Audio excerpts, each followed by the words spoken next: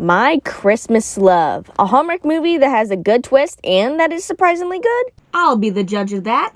Also, I'm just saying this now because first one kind of fucked things over for Fridays, or last Friday, or whatever the fuck it is.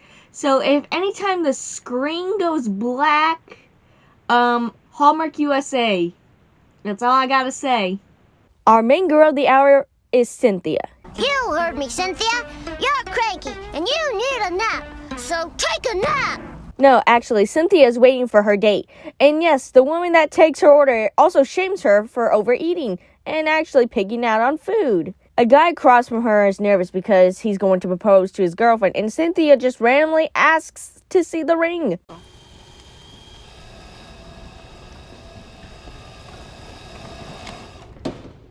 How about no? The two switch tables because it's more romantic.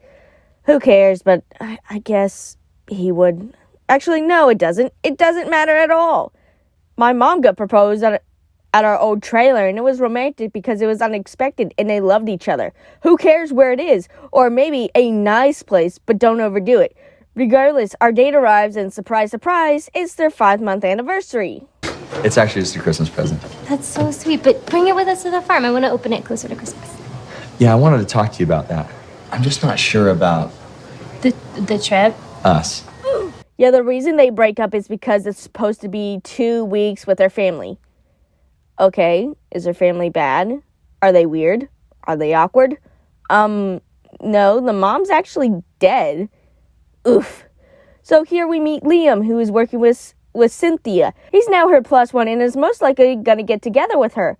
Where are they headed, you ask? Well, to her sister Janet's wedding, of course. Yeah, and on our way to Quiche in Vermont. I don't know. That's a weird place to go, but I guess not. They get pulled over, and it just so happens to be Cynthia's ex, Scott, who just came to say hi. Oh, thanks, Scott, for giving me a fucking heart attack. They arrive safely where we meet Janet and her husband, Roger, and the dad. And yes, we don't have time for Christmas. Well, I won't let that stop me and Liam. Don't put me in your trouble schemes. Speaking of trouble schemes, we meet another one of Cynthia's exes. She has 5. Small town. Yeah, I know what you're feeling. So, I'm gonna be honest. I really like Cynthia and Liam. Their chemistry works together and it feels like they're already a couple. It just feels like a movie where the new lovers are coming back to the girlfriend's hometown and meeting all her exes that she's so close to and him getting jealous. I bet someone gets jealous and confesses. Ooh! On the first day of Christmas, my true love gave to me a partridge in a pear tree. Yeah, that's the right reaction. A partridge is given as a red Christmas card is left behind with it saying, "To my one true love." So, what now? No, really. What are we gonna do about the bird? They file it down to not be Roger because he's off and gets too worked on fixing the house to be more festive for Christmas. Hi, sister being married, most likely not wanting that. No, actually, she's cool with it. And we get scenes of Liam and Cynthia acting goofy throughout their decorations, so extra points. While working on ideas for the project, Cynthia finds a wedding dress that was put in the closet and it just so happens to be her mother's. I don't believe you, since Cynthia admits to wearing it when she was small and it's almost perfectly white, like it hadn't been dragged, dropped, and worn hundreds of times. Cynthia reminisces about how she wanted to be married as long as her parents had and still have fun while being married for 40 years. Damn, like doing fun stuff and being married at 40? Yeah, I want that. Damn, movie, you're gonna make a bitch cry. Cynthia goes to show Janet and thinks she's going to wear it, but is told that she's not wearing the dress, and she got a different dress for whenever she wasn't there. Also, like, none of her bridesmaids were around to help her, so... shitty bride. Actually, maybe not. I would have liked for you to kind of bring, your bridesmaids and everything else with you. I don't really know how weddings work because back in 2006, I was the flower girl at my aunt and uncle's wedding. Also, I had 2 broken arms, so that made it quite more difficult for me. But whenever me and the bridesmaids, we all went to go pick out our dresses, help pick out the wedding gown for the bride, and so forth. So I don't exactly know some people's preferences. Some take their bridesmaids, some take the family with them. It just depends on who it is. I would have liked for me, if my sister was getting married, for me to be with her so we could pick out a dress together. The woman comes back with 2 turtle doves and just leaves as she came. 3 French hens? Why? I know it's until her sister's wedding day, but why? Well, Cynthia figures out that there's a website that you can send people unique gifts like turtle doves, partridge, and so forth. Boom, I solved it. Cynthia drags Liam along, of course, tries to get the place to give out who sent them the turtle doves by pretending to be someone looking for someone whose name is missing in their log or whatever. They just can't actually get the information and they end up going home. 4 collie birds. I think they actually ran out of money for this one, and they probably didn't want to deal with more birds. Me too. But Cynthia figures out that it could be her ex who is the reseller from earlier, but it turns out it isn't. More coffee, Father? I think we're all set. Oh! 5 golden rings. Cynthia thinks it's her ex, Jason. It's not. Moving on. Mark. So obvious who your one true love is. The answer is literally right in front of your face. It's Liam. It's so obviously Liam. And if it's not Liam and Roger trying to cheat on Janet the week before her wedding, I'm going to scream. Actually, I won't because I don't want to wake my sleeping dad. I don't care if I wake up my sister. Fuck that. 6 geese a-laying come in the form of giant pillows. I'm not upset about that. And you cannot tell me these 2 are madly in love because I see through it. It's not you sending the presents, right? No, really, it's you. 7 Swan Champagne has Cynthia having plans with Scott, but they still had the book project to work on, which y'all do little of, by the way. Liam argues that she deserves better than the ex she's trying to contact, but goes off to see Scott anyway. He comes with Christmas carolers and roses as we leave Liam sad and alone. And he's growing on me. And no, that's it. Sad sob over. The 2 chat while eating cupcakes. No, really, anytime they go to this restaurant, the only thing they decide to eat is fucking white cupcakes. No entree, no salads, no side dishes, just cupcakes. It's just been perfect. Not quite yet. You fucking whore. Boo! Hiss! Boo! Hiss! Boo! 8 maids a milking. Where's all this milk gonna go?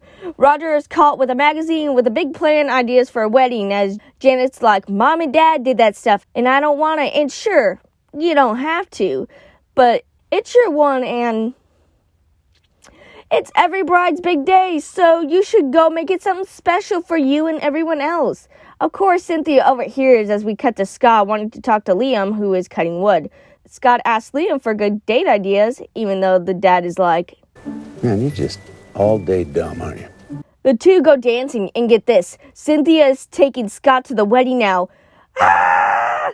But Liam can still come, but 9 ladies dancing in Fiona's dress come, and one of Liam's ex-girlfriends, Maggie, is one of the dancers. What a twist! Cynthia gets jealous as now it's a double date to the festival. We missed the 10 Lords of Leaping! And throughout the entire day, they're distracted by one another. They look away from their partners and just look at each other in sadness. Liam's ex, knowing that he likes her while Scott is still clueless, she looks at him, and he looks at her, and she looks at him, and he looks at her. Then there's an orgy that the director had to cut to save some time, but Pornhub gave me the good, and now I'm just thinking about that instead of the actual movie. End scene. As long as you're happy. You are such a good friend. Like a crazy good friend. Janet shows Cynthia her dress, and honey, you could have done better. And 11 pipers piping. Anyway, tonight is the rehearsal. So, I've never been married. I've never had a wedding rehearsal. Even, I've never been born before my parents had their wedding rehearsal. So, I asked my mom a little bit how usually a wedding rehearsal would go. My mom said that where they went was a place called Grand Bowleys in Indiana. And where they went is they had bought the the whole area for that specific day. And what they did was they had the rehearsal dinner, they had it set at times, they had the bride and groom kind of walk around as if they were really going to do it in a few minutes. This was a practice run for the actual day, and they showed the slow dance and everything. My mom said they basically just goofed around the whole time, but they actually had fun, and they got to experience like what they actually wanted to do, and if they didn't like it that time, they could do it differently. This here, for Janet and Roger, they're winging it. I get like not a lot of people do it, but they're just winging it, and this is gonna fuck up because like what Cynthia is gonna do next. Yeah, and while talking, Scott has a big plan for the wedding day for her, but Cynthia's like, cancel it until the wedding is over so it doesn't mess with her sister's wedding. Scott jokes around like being like, oh yeah, and all that noise for 12 pipers piping, and it hits her. It's not actually him. Duh. You think a relationship is about, Scott? Presents? Seriously? I thought that's what you wanted. I mean, everyone said that you were this romantic and... Do you think I'm that shallow that I would actually choose that over a real connection? She, of course, breaks up with him and goes back to Liam, telling him that she finally realizes it was him all along who's been doing the 12 Days of Christmas ordeal. Wait, why wasn't this movie just called 12 Days of Mystery Christmas? Sure, it'd be kind of misleading by the mystery as who behind all the 12 Days of Christmas was, but in turning of a shocking events, Liam gets pissed as she goes to him, and he actually confesses that he came to her and to be with her, and only her. She's confused as she believed that he was coming to do the book with her. He gets even more mad thinking that she only came to him because she was the last person that could be on the list of people who could have done this, and he leaves, leaving her to cry. And we get the drama with Roger and Janet as Roger was planning for their honeymoon to be in the Caribbean. Damn, like, hell, man! She gets mad at this, of course, and she can't leave her dad, but you never did say that when you're moving out, and it's okay to think about yourself from time to time. He seems alright for the most part. It's not like you guys are going to move to Moscow. She says everything is ruining her family and storms off. Excuse me? Bish, hold up. Cynthia is literally like the next town over. It would not be hard for her to come and visit Dad every once in a while. You never did specify where you're moving to. And third of all, like, Roger wants to do something fun with you. It's not like you guys are gonna move to wherever he's planning for you guys to go. So how is thinking of yourself, thinking of doing something after your wedding, like what most people do, is go on a honeymoon trip, ruining your family? It's not like you can't call Dad, FaceTime him. It's not like Dad can't come visit you. It's not like your sister's not gonna go visit him or do the exact same thing, call and whatnot. Like, is that why you don't want to leave Dad? Well, guess what? Maybe he can make that barn into a house for you guys. But I don't know if you want to do that, because that'd be ruining the family. Like, fuck off. Cynthia and Janet drink their sorrows to each other as Janet is like, ew, romance, getaways, and everyone else is like, dude, you're marrying an accountant that wants to spoil you. Go have some fun. It's romantic, but you also still can call it a vacation if you want to. No, but shit goes more intense when we hear that Janet married Roger because they were always together, and she felt like it was right, but she's afraid of losing the loved one like her dad, which is fairly normal. But it's your big day, and your dad is dealing with it in his own way, and now seems like he's going to get back into the groove of things. It also wouldn't hurt for them, I don't know, to show that the dad is doing okay. Like, not really showing him hardly at all. And from what looks of it, he seems fine. Also, Cynthia never tells her that it was Liam who did the gifts, so why, like, she never did actually specify, like, why she's crying. It's just kind of like she's crying. It's not like Liam broke her heart or anything, but 12 drummers drumming, along with everyone else, come to play, but in, oh my god, twist of events. Actually, I'm doing that again. 12 drummers drumming, along with everyone else coming to play, but in an oh my god twist of events.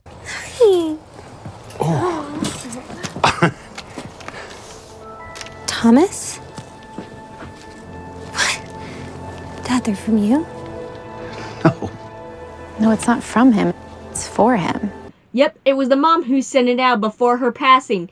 And yes, I did cry. Will always be with you. I'm crying. I'm about ready to cry like a bitch. Merry Christmas.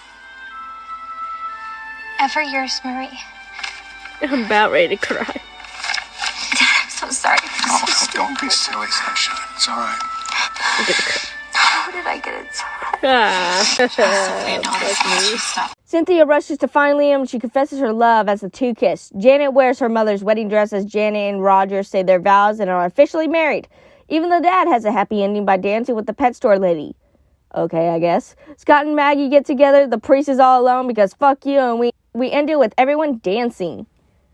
Good. I like Leah and Cynthia's chemistry. I also like the change from most romance movies on how they're supposed to hide from your ex when in reality some break up because they fall out of love and they can still be friends. And funny enough, I like the exes. I like the 12 Days of Christmas shtick and the last song to go with it. I like the character development, how casually everyone sounds around each other, like it was normal for people who get married or just people catching up with each other. The twist. Oh my god, I did not see that coming, and I indeed cried. Bad. I didn't care for Roger or Janet, only because Janet was so plain Jane about everything and blamed everyone for not thinking about her dad, when really, we didn't see much of him. He's hurting about his dead wife. Like, I get it, his wife has recently passed on, and you're moving, but you're gonna see him again. You could come visit whenever. He never said you couldn't, and Roger is weird and tries to do things she may like, but fails every time. Like, Roger is one of those guys that would have had to have broken Janet out of her shell just to see some character. Or if she was broken, she had to, he would have tried to settle her down. But no, he's really boring, and I didn't care anything about him. I hated seeing Liam and Cynthia fight, but it's kind of her fault for not asking Scott more about the presents and Liam letting her believe that it wasn't Scott. But the two exes that got involved, they were jealous, and so yeah. So it's obvious how the two felt about each other. They talk about the dad being sad and his wife gone, but we hardly see any of it for the most part, and he looks fine. Grief is different for everyone, but you never see him really talk about his wife, or hell, they hardly even show him. And for my next trick, I will make this review not get blocked in every country or get blocked from monetization, even though I don't care about that. Hey, you. Hey, you. Can you help this video not get demonetized or blocked? He doesn't care. He's literally like, put me the fuck down. Love you, boo-boo. Say bye. Say bye-bye.